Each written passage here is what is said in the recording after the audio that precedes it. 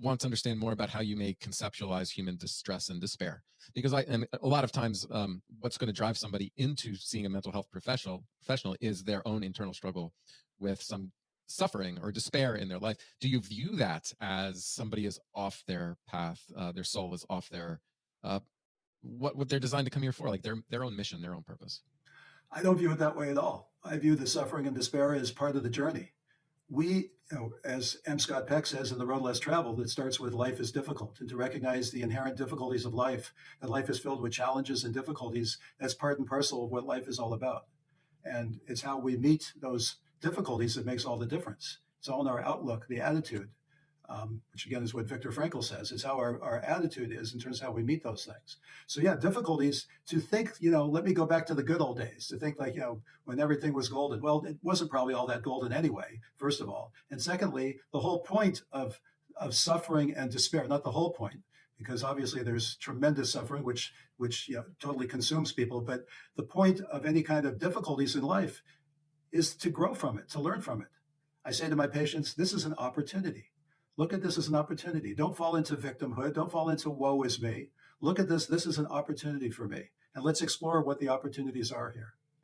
So yes, they come in with despair. They come in with, doctor, I'm depressed. Doctor, give me Prozac. Doctor, I'm having panic attacks, all these kinds of things. And so we begin to look at it. I don't start going into like you mentioned, a checklist of symptoms. You have shortness of breath. You have, palpitations, how's your sleep? How's your appetite? I mean, all those things are important to explore, but that's not the first place I'm going to go. I want to get to know them as a human being, ask about their background. So despair is what we go through. So if despair is normal and life is about suffering, and that's part of our curriculum, and how we respond to the challenges that exist in our life are really consequential in our own growth.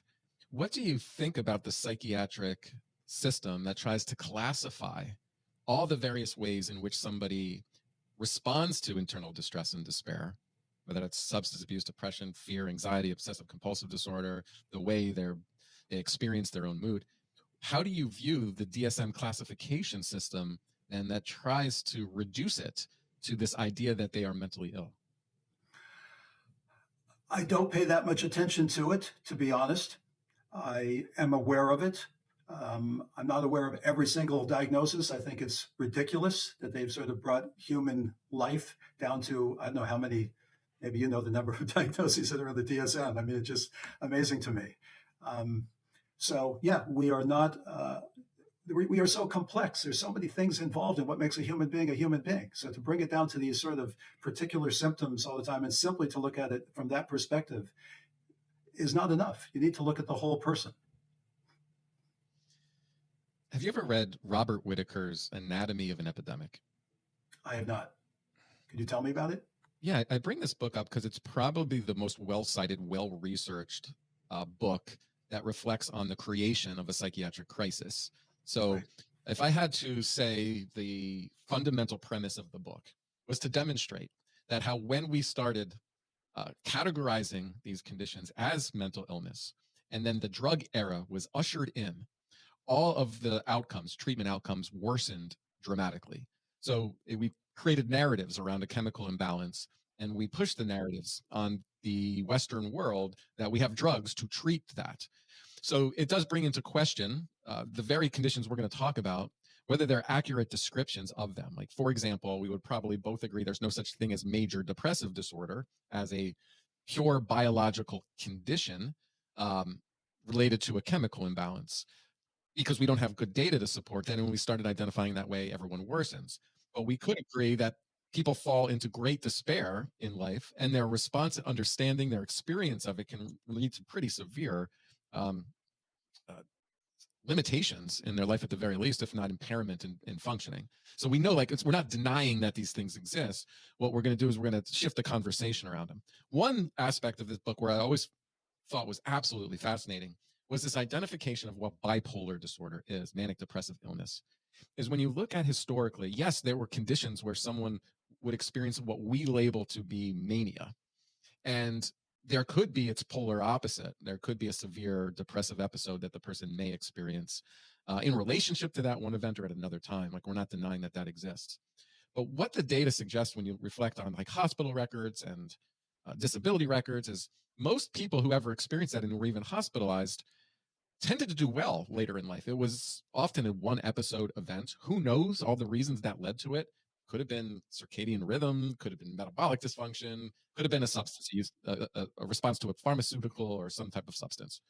But that when people received hospital care back in the 50s or 40s, 60s even, that we saw they were able to return to normal functioning. So we had no evidence that you had this discrete identifiable medical condition called bipolar disorder, and then you were impaired for life.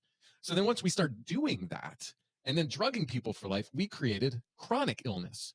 It skyrocketed. The conditions of bipolar increased dramatically, as did disability records and return hospital stays. Like we've really created chronic illness. And today, people believe that bipolar disorder is this discrete, identifiable medical condition that has to be under the purview of the medical system and psychiatric drugs for a lifetime. So I'm going to throw that out there. That's an anatomy of an epidemic, because I thought it's an interesting reflection on that, because it's very well cited. You were trained traditionally. I just want to get an idea of my little diatribe there on what you thought of it. Sure.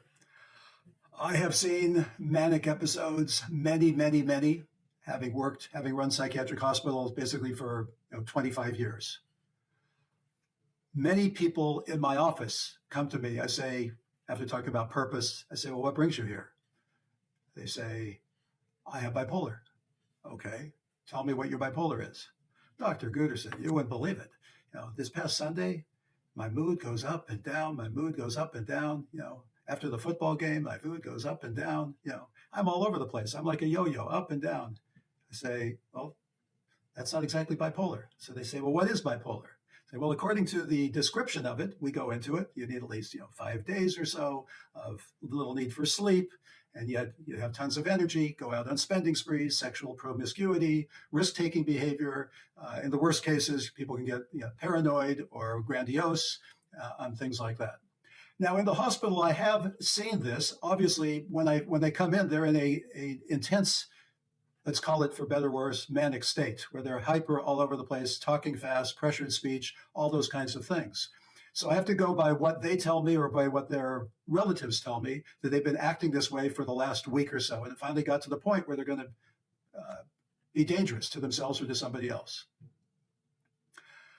The thing about bipolar is it really varies. Some people can have, again, based on what I said, this manic episode 3 or 4 times in a year. Some people, many people have them once every 5 years or once a decade or one time, and that is it.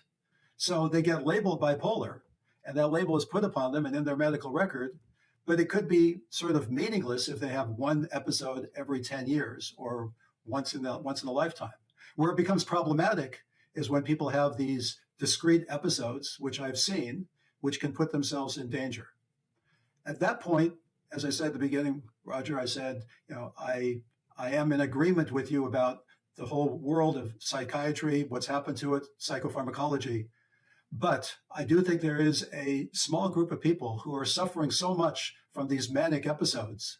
And I've seen lithium as the gold standard, with all the potential problems that lithium can have on electrolytes, on the kidney, on the thyroid, all the potential problems it has. I've seen it absolutely work wonders. Amazing turnarounds. What's most interesting is when somebody's in a manic episode, their insight goes out the window.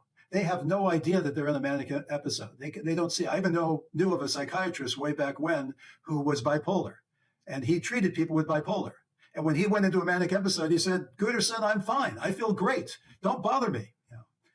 So that's where it becomes tricky, because when you see these people going through these episodes, and they don't last all the time, they will eventually probably die down after a period of time. Bipolar doesn't mean like you're always manic, you're always bipolar. Bipolar means a discrete episode that's happening. So then the question for the psychiatrist is, do I medicate this because I want to stabilize them? And if they really are in the manic episode, they indeed do get stabilized if you find the right medication, of which lithium, in my mind, is way ahead of anything else. You have to monitor those potential side effects and things on the electrolytes and so forth. Do you medicate it and help them? Or if you didn't, are they going to have another one in 6 months and put themselves in danger? What exactly do you do? How do you handle that? So that's how I approach it. I try to see if there's somebody who've had a propensity to have, well, they call it rapid cycling. People have, many manic episodes over the course of a couple of years. And in that case, and my patients who I treat know this, who truly have manic episodes, I don't hesitate to give them lithium to closely monitor the blood work, closely monitor their levels, give the lowest workable dosage. And usually, quite honestly, the best level for lithium is actually below what the normal range is. And they do wonderfully. And without it, if suddenly something happens and they go off of it, they get manic again. I've seen it live right in front of my very eyes.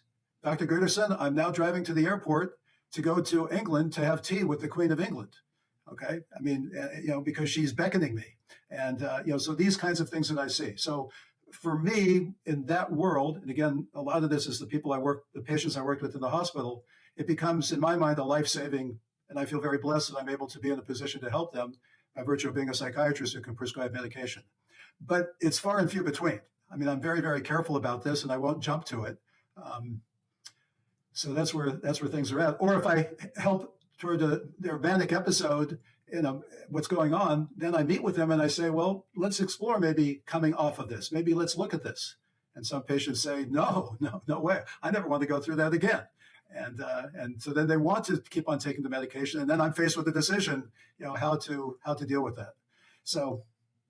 Okay, that's well thought out answer. And I think we're very close on how we see this. And so I get this question often, and people often misrepresent my position. So first of all, I do see what Dr. Gunderson sees, but it's rare.